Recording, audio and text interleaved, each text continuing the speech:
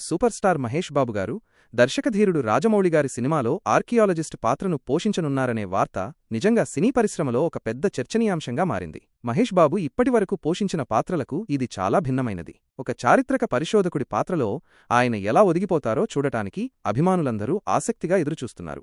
రాజమౌళి గారు తన నటీనటులను పాత్రలకు అనుగుణంగా మార్చడంలో దిట్ట అని అందరికీ తెలిసింది. కాబట్టి మహేష్ బాబును ఈ ప్రత్యేకమైన పాత్ర కోసం ఆయన ఎలా సిద్ధం చేస్తున్నారో ఊహించుకుంటేనే ఎంతో ఉత్సాహంగా ఉంది.